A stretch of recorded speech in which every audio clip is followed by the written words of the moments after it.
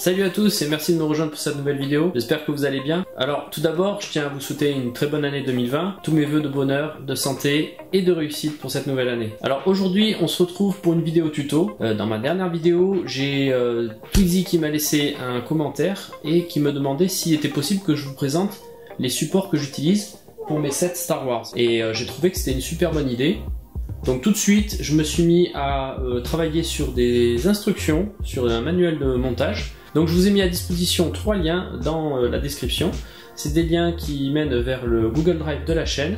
Et donc vous trouverez les 3 manuels pour les 3 supports que je vais vous présenter tout de suite. Donc ce que je vais faire, c'est que je vais seulement vous les présenter, vous les montrer rapidement. Je ne vais pas rentrer dans le détail de toutes les étapes de construction. On va juste jeter un œil, comprendre un petit peu comment il fonctionne. Du coup, on commence par le X-Wing qui prend un petit peu de place. Pour ce modèle-là, il fallait que je puisse avoir les ailes déployées ou repliées, mais de préférence déployées, et je voulais l'avoir comme ça vers le haut. Donc c'était mes prérequis. Ensuite, il a fallu du coup, sachant l'orientation, que je trouve le centre de gravité.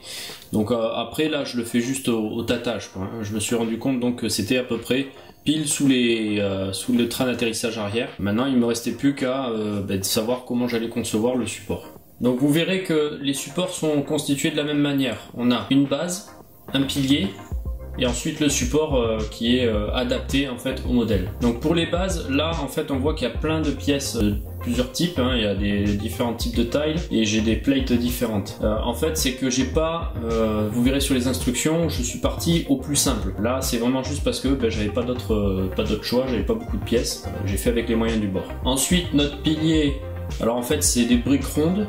Après à vous de voir de personnaliser. En fait le principal c'est qu'il y ait en fait l'emplacement pour l'axe. Comme ça permet de rigidifier, ça évite que si vous faites vraiment un support très haut, en fait il se pourrait que sans les axes ça tombe facilement.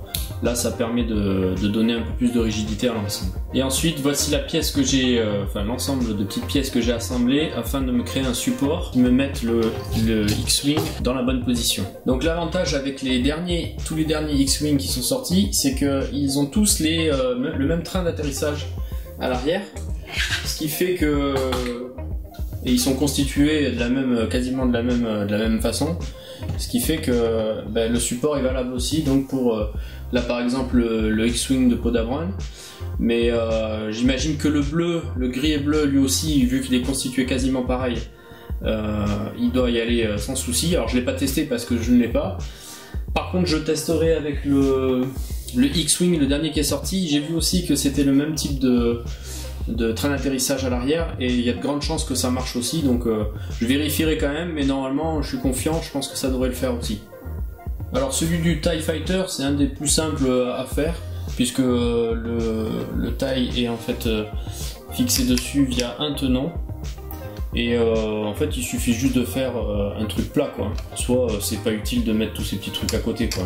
Donc toujours le même principe, là j'avais la bonne plate mais j'avais pas les tailles, donc pareil, j'ai fait un petit assemblage avec ce que j'avais. Pour le pilier, toujours le même principe, avec un axe, histoire de solidifier l'ensemble. Et donc voilà mon support. Donc rien de très compliqué pour celui-là. Le centre de gravité, en fait, c'est assez simple. Il est pile au milieu. Donc voilà. Je m'étends pas plus dessus. Et ensuite le support pour le Y-Wing. Donc celui-là aussi m'a demandé un petit peu de réflexion. Voilà, ce que je voulais c'était qu'il soit présenté de cette façon. Un petit peu de côté, qu'on puisse bien le voir. Donc même principe, il a fallu que en tâtant un petit peu, que je trouve un peu le centre de gravité. Donc je prends appui sur cette arête là et je crée l'espace pour cette pièce. C'est voilà l'encoche que l'on retrouve ici. Bien comme ça. Voilà, il se pose comme ça sur le support. Cette vidéo est maintenant terminée, donc c'était une petite vidéo. J'espère que ça vous aura plu. Si c'est le cas, n'hésitez pas à me laisser un petit commentaire et un like. N'hésitez pas non plus à me laisser dans les commentaires si vous avez des remarques concernant les manuels, là, les notices de montage que je vous ai faites. Pour la prochaine vidéo, ça sera donc une vidéo spéciale 100 abonnés, parce que oui, on vient de passer le cap des 100 abonnés, et du coup, j'aimerais organiser un petit concours pour fêter ça. Sur ce, les amis, je vous dis à très bientôt pour une prochaine vidéo. Tchuss!